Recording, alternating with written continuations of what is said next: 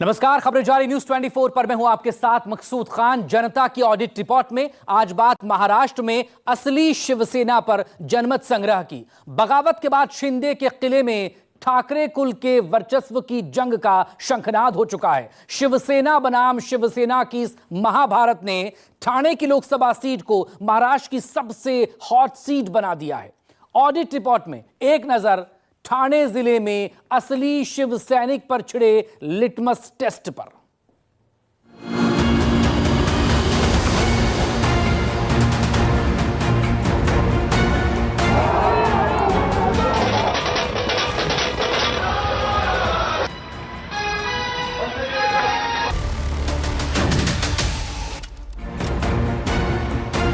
देश की आर्थिक राजधानी से सटा ठाणे जिला खूबसूरत नजारे और झीलों के लिए जाना जाता है, लेकिन राजनीतिक तौर पर ठाणे की पहचान शिवसेना के गढ़ के तौर पर है।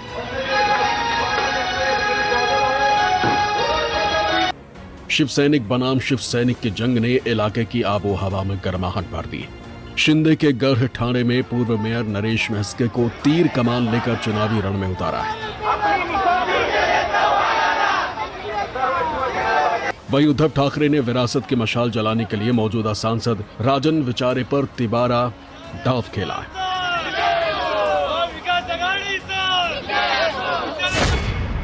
संविधान बचाने के लिए और देश को बचाने के लिए, महाराष्ट्र को बचाने के लिए आज सब लोग इकट्ठा आए हुए हैं और मेरे को विश्वास है गए 10 सालों के अंदर जितना भी यहाँ पे विकास की काम किए उस मुद्दे के ऊपर आज मेरे को विश्वास है कि तीसरी बार हम लोग यहाँ से लोग चुन के देंगे। एक ही काम संसद ने किया 10 साल में, एक पवित्र रोजा का उपवास था। वो आदमी को उपवास छोड़ने को जबरदस्ती लगाया। वो एक ही काम उनका जो फेमस है, कभी लोगों के लिए काम नहीं किया, कभी थाना के प्रश्न वहाँ उपस्थित नहीं किए। शिवसेना के दोनों उम्मीदवारों ने नगरपालिका से राजनीतिक शुरुआत कर इलाके में भगवा लहराया। मुख्यमंत्री एकनाथ शिंदे के बगावत के बाद भी राजन विचारे ने ठाकरे परिवार का दामन नहीं छोड़ा। शिंदे के गढ़ में तमाम नेताओं ने पाला बदला, लेकिन राजन अंगद की तरह खूंटा गाड़े रहे। वहीं पूर्व मेयर नरेश महस्के को शिंदे के साथ वफादारी का इनाम मिला। शिंदे को उन्हीं के गढ़ में मात देने राजन विचारे ने विकास के चुनावी पोटली बनाम गद्दार की जंग छेड़ दी। विचारे साहब आगे बढ़ो। उद्धव साहब के कहने पे उनको मैंने वापस लेके आया और ये क्या उसकी तकलीफ थी, वो एकनाथ शिंदे को कंटाल के कांग्रेस में जा रहे थे। तो अभी वो दल बदलू से आपको मालूम है हर टाइम पे उसका जो पलटी मारना उसका शुरू रहता है, तो उसके कहने पे लोग इधर थाने के लोग हैं ना बिल्कुल विश्वास नहीं करते। उनके जो हिंदुत्व के खिलाफ जो उन्होंने जो भूमिका ली है उसका विसर्जन ये तालाब पाली पे होने वाला है। धर्मवीर आनंदीगे साहब का थाना, उनके बाद में उनका चेला एकनाथ शिंदे साहब का थाना, ये थाना सिर्फ धर्मवीर आनंदीगे साहब एकनाथ शिंदे साहब का ही रहेगा। ठाणे लोकसभा के सामाजिक आंकड़ों पर गौर करें तो कुल मतदाता 24,09,513 है, जिसमें पुरुष की संख्या 12,39,590 है, जबकि महिला वोटर 11,50,716 है। फर्स्ट टाइम मतदाताओं की संख्या 35,181 है। जातीय ताने बाने पर नजर डालें तो मराठी मतदाता 12,95,066 है। उत्तर भारत निवासी लगभग 5,47,912 है, जबकि मुस्लिम आबादी 2,98,861 है। वहीं गुजरातियों की संख्या 1,47,375 है।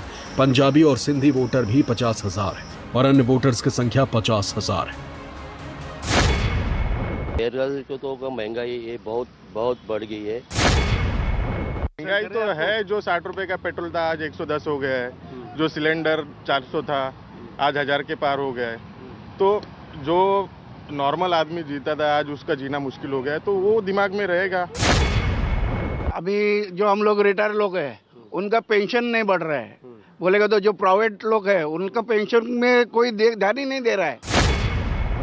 नेशनल मुद्दे पे वोटिंग होना चाहिए, हमको पेंशन मुफ्त चाहिए। ये economics and politics cannot go hand in hand, there will be difference. Thane Lok Sabha के बारे में कहा जाता है कि शिवसेना का ठाणे और ठाणे की शिवसेना जी हां, 36 साल से ठाणे महानगर पालिका पर शिवसेना का कब्जा है। 6 विधानसभा में से 2 विधानसभा में शिवसेना के विधायक हैं, 3 पर भारतीय जनता पार्टी और 1 निर्दलीय विधायक है।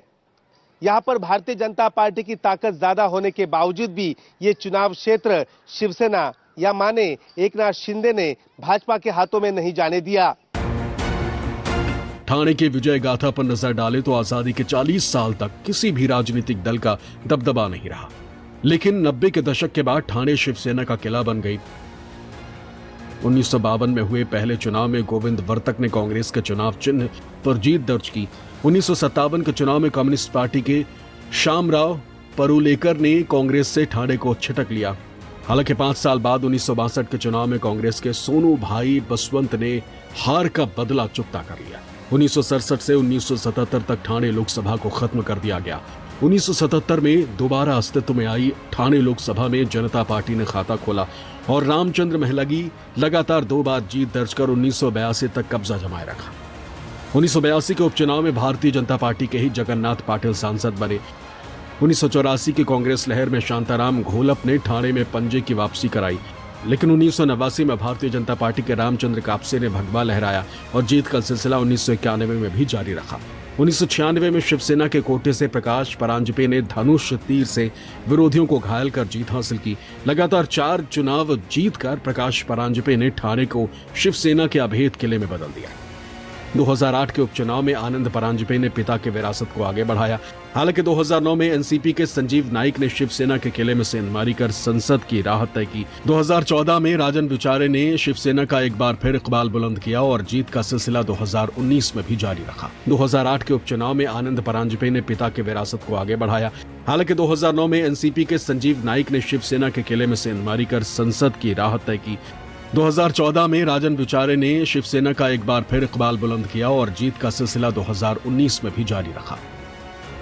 साल 1992 में बाबरी मस्जिद गिरी। इसके बाद भारतीय जनता पार्टी ने अपने हाथ खड़े कर दिए। बाला साहब ठाकरे से जब पूछा गया कि आपके शिव सैनिकों ने किया है, तो बाला साहब ने कहा कि अगर मेरे शिव सैनिकों ने किया है तो मुझे उन पर गर्व है। बाबरी गिराने के आनंद में राम कापसे ने ठाणे शहर में उत्तर प्रदेश के पूर्व मुख्यमंत्री कल्याण सिंह की सभा लगाई। आनंद दिघे तब शिवसेना के जिला प्रमुख थे और नेता भी थे, लेकिन उन्होंने इस सभा के लिए विरोध नहीं किया। दूर कहीं गाड़ी में बैठकर आनंद दिघे इस सभा को सुन रहे थे। कल्याण सिंह का सत्कार हुआ, उनका भाषण हुआ। उसके बाद राम कापसे वहां पर खड़े हुए और राम कापसे ने भाषण में कहा कि कल्याण सिंह ही एकमात्र देश के एकमेव हिंद हृदय सम्राट है। उसके बाद आनंद दिघे तिलमिलाए और आनंद दिघे ने एक घोषणा कर डाली कि इसके आगे भारतीय जनता पार्टी का सांसद राम कापसे यहां से नहीं होगा और यहां का सांसद होगा तो सिर्फ शिवसेना का होगा। बाला साहेब ठाकरे के भरोसेमंद आनंद दिघे ने ठाणे को शिवसेना का अभेद किला बना दिया। दिघे के निधन के बाद एकनाथ शिंदे को ठाणे की कमान मिली। ठाणे का सेनापति अब शिवसेना का राजा बन चुका है। ठाणे के रण में भले ही साख उम्मीदवारों के दांव पर लगी हो, लेकिन जनता की अदालत में फैसला बाला साहेब की असली शिवसेना के वारिस का होना है। विनोद जगदाले, संवाददाता, न्यूज़ 24।